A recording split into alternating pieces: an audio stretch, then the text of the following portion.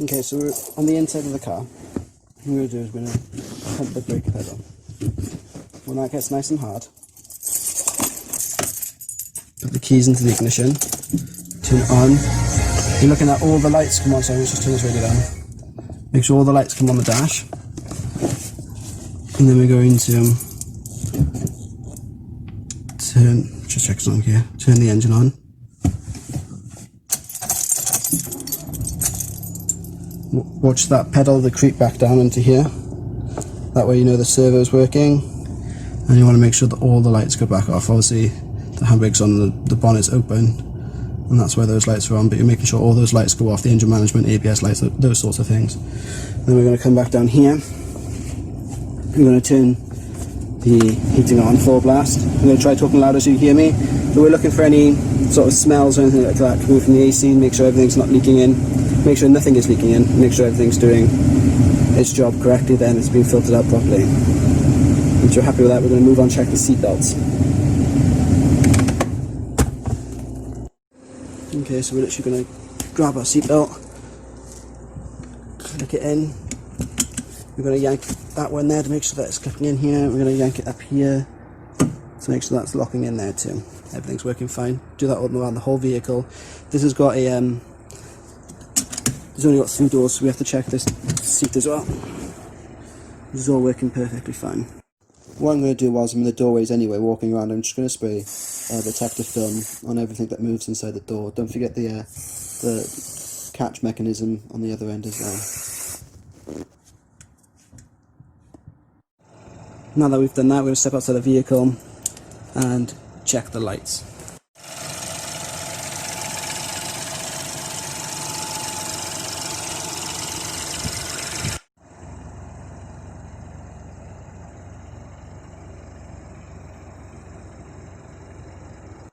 Don't forget to check the main beam and all of your indicators.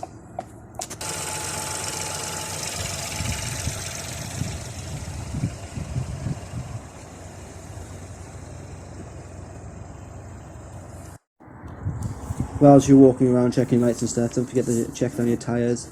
You want to check the thread depth, you want to check for any rips or tears in the sidewall. If you don't know what you're looking for with thread depth, get a gauge, and then we're going to go down and check our brakes. We can see the suspension through here. I can't capture it very well on camera, but I can see the shock and things. We're going to go make sure we do the back. And then we're going to check all the fluid levels under the bonnet, check all the hoses, all electrical connectors, everything. Now we're going to raise the vehicle up and safely secure it on axle stands.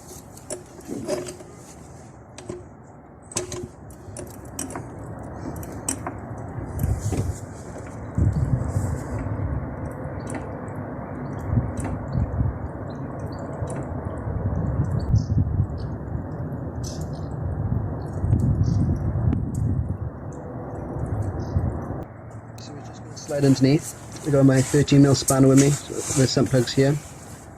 Chuck it on, give it a good tug. It's a bit tight, so we're going to give it a bit of encouragement by a pat on the back. Ignore my facial expressions. Everyone's got a tongue out when they're concentrating, it's fine. Give it a good hee-ho, and let's go. So I'm going to get it out the rest of the way with this electric ratchet. You can see I got an old oil can as a catch can. You don't see it, but when I take the sun plug out it shoots up quite far. So it's doing the job here, but you want to make sure that you catch it properly and don't make too much of a mess.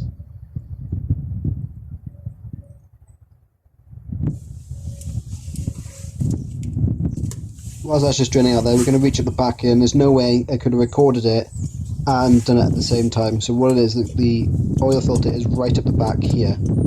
So I got an oil filter pliers that I'm going to use just to grab it and twist it off. Just adjusting it down to the right size. And grip and twist.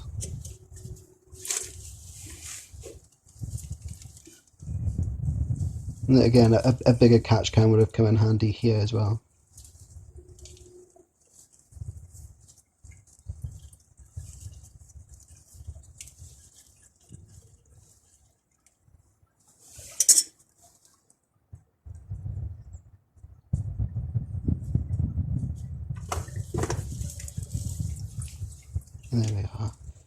tip whatever's left inside the filter into the catch can so it's not ending up all over the floor. We put our sump plug back in.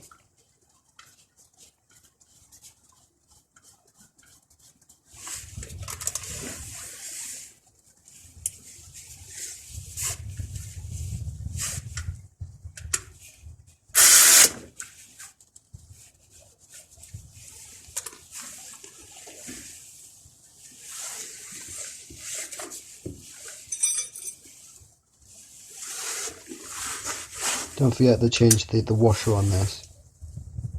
Put it down nice and snug. Now I'm going to come in with a new oil filter. So I've already put some clean motor oil on the seal to help it seal. I know a lot of people use old engine oil from the catch can, but I prefer to use the fresh stuff. As you can see, I'm using a Mal oil filter. That's an original quality one. So a good part is going back on. That's just been twisted into place. Let's clean it all off. Cleaning this off now will help you look for leaks later on when you're running it. Now we're going to go up top and we're going to loosen off all these 4 T25 screws around the airbox. So we're going to loosen them off, peel the airbox up, slide the old air filter out, and then slide the new one back in.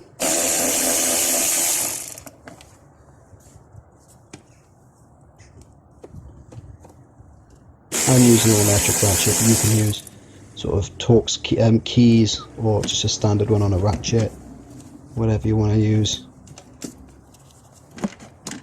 Let's just lift that up out the way. Grab the old air filter, which isn't really that dirty. Then we're going to chuck the old one back in. Oh, sorry, the new one in. As you can see, again, I'm using a Mal original quality air filter here. I'll pop that in, and then we're going to do these screws back down.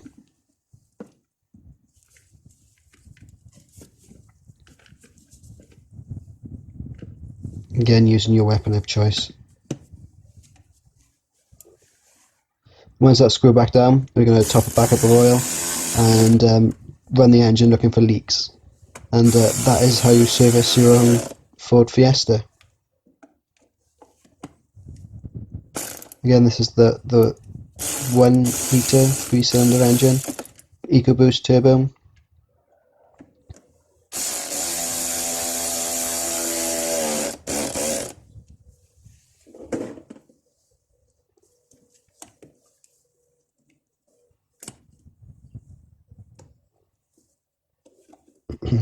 And that's that. I'm going to leave it there.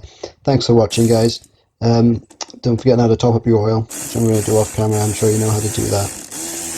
And feel free to like the video and subscribe to the channel. All support is appreciated. Thank you.